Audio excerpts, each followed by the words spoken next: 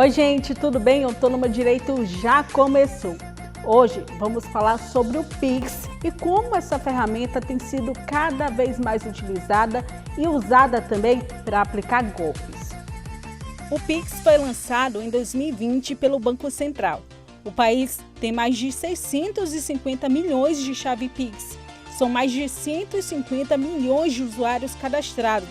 92% deles são pessoas físicas. Cada vez mais utilizado pelos brasileiros na hora de pagar contas e transferir dinheiro, a ferramenta também já bateu recorde de transações simultâneas. Mais de 152 milhões de transferências em um só dia. Quem vai passar mais informações para a gente sobre esse assunto é o advogado João Gabriel Barbosa, que é especialista em direito do consumidor e também presidente da Comissão de Defesa do Consumidor da OAB aqui de Feira de Santana. Doutor, começo lhe perguntando quais são os principais golpes que acontecem, que são realizados através dessa ferramenta, através do Pix, que é tão comum no nosso dia a dia. Perfeito. Nós temos diversos golpes, mas eu queria destacar alguns golpes aqui que acontecem com mais frequência, né? Nós temos o golpe da loja falsa, né? O cybercriminoso cria um perfil, cria uma loja na rede social, coloca os produtos com os preços atrativos e o consumidor adquire aquele produto. Acontece que faz o pagamento através do Pix, mas nunca recebe aquele produto. Isso acontece com muita frequência. Nós temos também o golpe do parente, né? Que é um filho, filha, pai, mãe, entra em contato com uma pessoa, né? Pedindo dinheiro emprestado, diz que vai devolver, mas que naquele momento não está conseguindo fazer a transação, mas de um número totalmente diferente do que aquela pessoa tem. Não é o número da pessoa. Então, ficar atentos também a essa questão do golpe. Outra coisa que está acontecendo muito é em relação aos advogados mesmo, relação entre advogado e cliente. O processo judicial ele é público, a não ser que ele corra em segredo de justiça. E o criminoso ele tem acesso às informações do processo com facilidade, através dos sites. E consegue identificar se o processo tem sentença, se não tem sentença, se já está em segundo grau, se o cliente tem algum valor para receber ou não, e acaba entrando em contato com o cliente, se passando pelo advogado. Um exemplo, cliente seu José. Ô, seu José, tudo bem? Aqui quem está falando é João Gabriel, seu advogado. Olha, seu José, seu dinheiro está prestes a sair. Agora o juiz está pedindo aqui para a gente fazer um pagamento de custos judiciais para que a gente consiga dar celeridade no senhor receber esse valor. Você citou aí, doutor, a questão do golpe, né, através de um parente, e agora com o uso da inteligência artificial é possível até imitar a voz da pessoa, né, e enviar uma mensagem de áudio, não só escrita, para a pessoa que o bandido ali está querendo aplicar o golpe, né? Perfeitamente. Isso aí é muito perigoso, essa questão da inteligência artificial. Ajuda em algumas coisas, mas prejudica em muitas outras. Acaba tornando o consumidor mais vulnerável ainda. Doutor, conta pra gente agora, como essas pessoas conseguem tanta informação assim sobre a gente? Como é que funciona? Isso é uma pergunta que eu escuto muito, né, as pessoas falarem, por exemplo, recebo aqui uma mensagem de um banco falando que meu cartão de crédito está pré-aprovado, que eu preciso fazer um depósito ou enviar alguma coisa para algum dinheiro, algum valor para esse limite ser aprovado. Como é que essa pessoa tem acesso a tantas informações pessoais? Perfeito. E pensando nisso, nós tivemos há pouco tempo a criação da Lei Geral de Proteção de Dados, né, que serve justamente para isso, para que o consumidor ele tenha os seus dados protegidos, porque uma empresa acaba passando as informações para outras instituições, e isso acontece com muita frequência. Hoje não pode acontecer mais isso, mas nós mesmos, às vezes, cedemos as informações para os criminosos. Através das redes sociais, ele pesquisa um pouco sobre nossas vidas. Ele sabe o que a gente gosta de fazer, muitas vezes sabe a idade que nós temos, porque quando é nosso aniversário a gente está postando lá. Então ele está investigando sobre a gente para que no momento oportuno ele venha aplicar o golpe. Então assim, muito cuidado naquilo que você vai realmente expor nas redes sociais, muito cuidado também para quem você está passando as suas informações, em que site você está realizando compras, porque tudo aquilo ali pode servir de artifício para que o golpista venha até você. Doutor, como o pessoal diz, né, fala no dia a dia, a mentira tem perna curta. Então, como é que a gente identifica que é um golpe, né? Normalmente essas pessoas dão alguns sinais. Tem alguns que são mais comuns, que são mais fáceis de serem identificados? Existe sim a possibilidade e nós devemos tomar alguns cuidados. Por exemplo, nessa questão de compras mesmo pela internet, que é algo que está muito em alta. Toda empresa, toda loja, ela tem que ter um CNPJ. Não existe uma empresa que seja através de uma pessoa física. Então não justifica você, consumidor, estar fazendo a transferência, o Pix, para a conta de uma pessoa física. CPF, celular, e-mails, isso não existe. Se existe a empresa, existe CNPJ e o pagamento e a transferência tem que ser feito para esse CNPJ. Nas compras dos sites mesmo, que muitas vezes a gente faz também, a gente pode observar se aquele site tem um cadeadozinho, onde a gente coloca lá o endereço do site.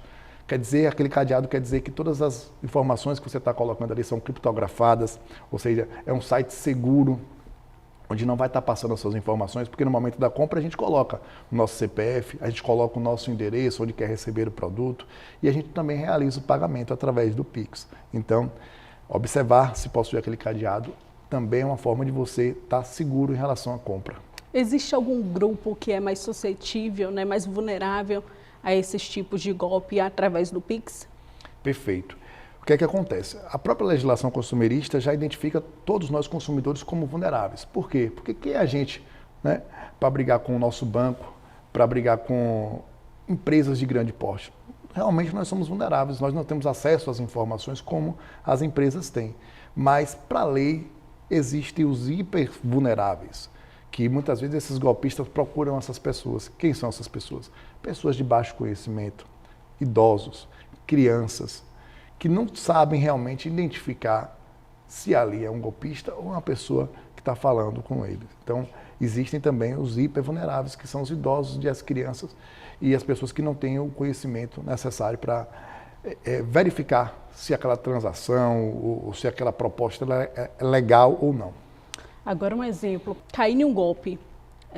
A instituição bancária tem algum tipo de responsabilidade? Eu posso rever isso com essa instituição bancária ou não? Perfeito, pode rever sim. Primeiro passo, aconteceu o golpe, eu sempre indico e sugiro para os consumidores que gerem um boletim de ocorrência. A partir daquilo ali você vai estar seguro. Segundo, é entrar em contato com a instituição financeira, certo? A partir daquilo ali, apresentando um documento, falando que aconteceu uma fraude, que a transferência foi fraudulenta, o banco ele tem que tomar algumas providências em relação à questão da transferência do Pix, certo? E a partir daí, se você resolver a situação pela via administrativa, ótimo. Se não, você pode ingressar com ação na Justiça. Além disso, também nós tivemos decisões recentes, né, do Tribunal de Justiça, responsabilizando também algumas redes sociais. No caso, o WhatsApp, o Instagram. Por quê? Porque faltou cautela em relação a cuidar do usuário daquela rede. Contas hackeadas e os cybercriminosos solicitando ali o comprovante, o pagamento do Pix. Então, o Tribunal de Justiça também já entende que essas redes sociais são responsáveis também. Teve uma polêmica muito grande, né, nos últimos meses com relação aos jogos de aplicativos. Isso se enquadra dentro disso daqui que a gente está discutindo, doutor? E quais são as medidas e os cuidados que a gente deve tomar também nesse sentido? Perfeito. Se enquadra sim. Se tratando de aplicativos, entendeu? Tudo vai estar englobado nessa situação que eu falei, de responsabilização civil. E além disso, os aplicativos que são de jogos, hoje nós temos casas esportivas, apostas, tudo isso aí vai se englobar dentro da lei, até porque eles têm que estar legalizados para estar em funcionamento. O CNPJ, a empresa tem que estar ativa, tudo certo. Doutor, muito obrigada pela sua participação aqui no Tô no Meu Direito. Eu que agradeço, parabenizo a esse quadro por estar levando a informação para todos os consumidores e é sempre um prazer muito grande para mim estar esclarecendo as dúvidas dos consumidores. Muito obrigado. A gente vai para um rápido intervalo, mas não sai daí porque na volta vamos continuar falando sobre o Pix, os golpes e agora como se proteger deles. É rapidinho, não sai daí, eu volto já já.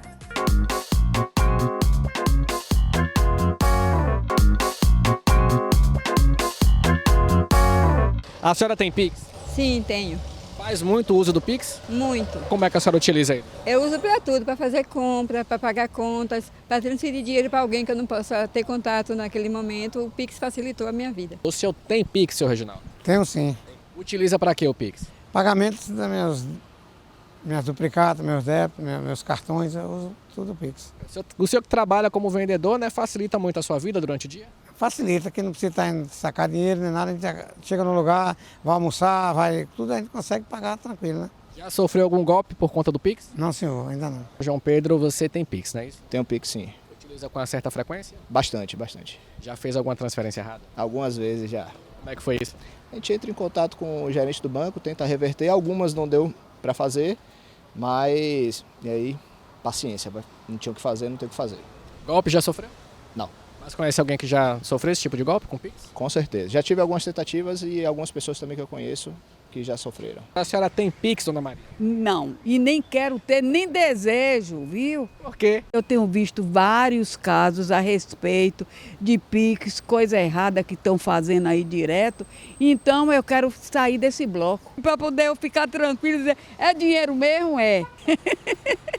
São situações que realmente a gente deve ficar em estado de alerta. Agora eu vou conversar com o Josinaldo Leal, ele que é advogado e professor universitário e vai passar agora para a gente algumas dicas de como evitar esses golpes. Doutor, quero que você fale primeiro para a gente sobre o que tem disponível para que a gente evite ser vítima, né, desse tipo de golpe. O que a gente pode, por exemplo, ativar em nossas contas bancárias para que isso não aconteça. Perfeito.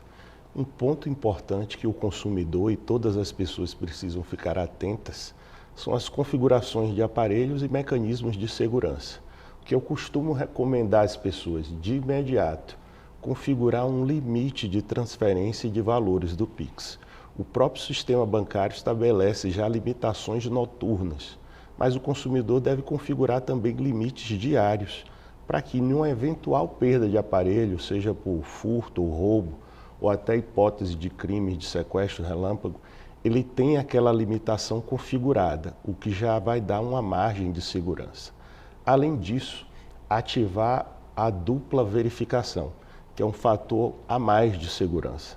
Muitas pessoas fazem isso com as redes sociais, mas é possível fazer também com os aplicativos de instituições financeiras e bancárias, criando esses mecanismos de segurança. Um outro aconselhamento que eu passo, infelizmente, muitas vezes estamos vulneráveis à perda desses aparelhos na rua. O consumidor que puder, é importante que ele deixe um aparelho celular reservado para uso de aplicativos financeiros. Se ele tem conta bancária, se usa investimento, aplicações de bolsa, é interessante que esses mecanismos, esses aplicativos, não estejam no celular dele de uso diário, que é exposto às ruas ou à própria circulação com pessoas. Deixe um aparelho recomendado especificamente para isso em casa. E, se possível, apenas uma instituição financeira para pagamentos de pouca monta e pagamentos imediatos. Infelizmente, nem todo mundo tem condições de ter 2 aparelhos, mas é recomendado que faça isso. O consumidor reserve pagamentos de grande monta em ambiente mais reservado, não utilizar rede pública de Wi-Fi. E hoje, no dia a dia, costumamos chegar em restaurantes, em shoppings e muitas vezes acessar essas redes públicas. E aí reside um grande perigo. Há uma exposição a esse ambiente, hackers facilmente podem invadir as suas contas bancárias em aplicativos e é importante evitar isso. Se vai acessar a rede pública, acesse, mas não busque fazer movimentações bancárias, transferências bancárias, porque aumentem muito a exposição, o que vai facilitar a ação de golpistas. Doutor, recentemente foi lançado pelo governo federal o aplicativo Celular Seguro, né? Que Sim. bloqueia o celular, a pessoa perdeu, tem um outro aparelho ali reservado ou uma pessoa de segurança cadastra no aparelho daquela outra pessoa e tem como bloquear. Isso ajuda, de certa forma, nesse cenário? Ajuda e muito. Um outro ponto que auxilia isso é o consumidor ter identificado o número de MEI do seu aparelho celular. É como se fosse o número do chassi de um carro. Todo celular tem um número de identificação e de posse desse número de identificação é mais um mecanismo de bloqueio, na hipótese de perda ou até de prática de crime, que ele venha a perder o celular.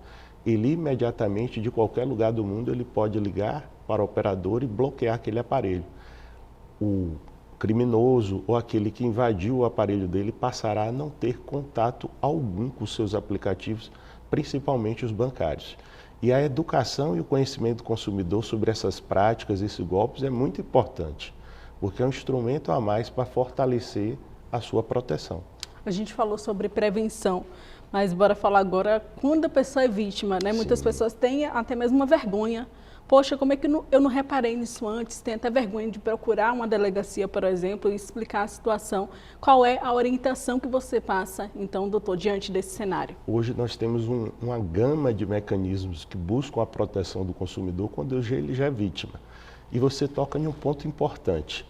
Muitos consumidores se sentem constrangidos, porque depois que ele cai no golpe, ele se penaliza e diz como eu fui vítima disso, como eu não percebi essa prática criminosa. E hoje o sistema jurídico, o sistema bancário traz mecanismos de proteção.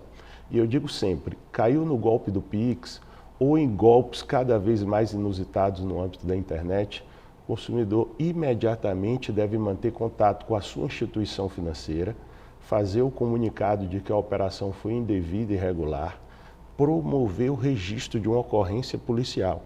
Embora o Banco Central não torne isso como exigência, cada vez mais no judiciário as ações buscam ali cercar que o consumidor está agindo também de boa fé. E utilizar o MED, que é um mecanismo especial de devolução criado pelo Banco Central para situações de golpe no Pix ou de transferência irregular. O consumidor aciona esse serviço, a instituição financeira terá um prazo de até 7 dias para verificar se aquela ocorrência é verdadeira ou não e promover a devolução. Porque o golpe do Pix ele é muito associado à compra de produtos ou contratação de serviços pelas redes sociais. Então, sempre que existir a falha do dever de segurança, seja da instituição financeira ou das redes sociais, caberá a responsabilidade desses agentes. Ainda falando sobre devolução, doutor, então, por exemplo, bora colocar uma situação hipotética aqui, né? Fiz um Pix errado para alguém, essa pessoa não quis me devolver. Isso se configura um crime? Perfeito. Situação comum. E para ser completa a nossa análise aqui, o consumidor ele tem que ter sempre o cuidado de, quando for realizar pagamento por Pix, verificar o destinatário. Ele não pode automaticamente digitar a chave e já vai inserindo valores e a sua própria senha. Sempre confirmar se os dados daquele destinatário efetivamente são os corretos. Feito isso e ainda assim ele incorra no erro, ele deve imediatamente, se possível, contactar a pessoa, porque muitas vezes a chave Pix é o telefone ou é o próprio e-mail, e deve imediatamente acionar a instituição financeira, mediante esse mecanismo do MED. Se ainda assim a instituição não promover a devolução ou a própria pessoa, ali nós estamos diante de um ilícito civil e também de um ilícito penal, porque haverá apropriação indébita. Quem recebeu indevidamente o valor não era para ter recebido e não deverá permanecer na posse daquele valor. Então, nesse caso, ocorrência, um boletim de ocorrência policial e a via judicial pertinente. Ainda falando, nesse caso agora falando sobre prevenção, quais são aqueles sinais, né, que a gente consegue perceber, isso daqui é um golpe, não vou cair, já me liguei, assisti não estou no meu direito, então já estou por dentro, não vou cair nesse golpe. Exatamente. A internet hoje é um campo de grandes oportunidades. Eu, particularmente, realizo diversas transações no ambiente virtual. Compro produtos, contrato serviços, mas me cerco de alguns cuidados, que eu diria que é básico. O consumidor ele deve desconfiar de imediato de ofertas mirabolantes, aquelas ofertas absolutamente encantadoras. Por quê?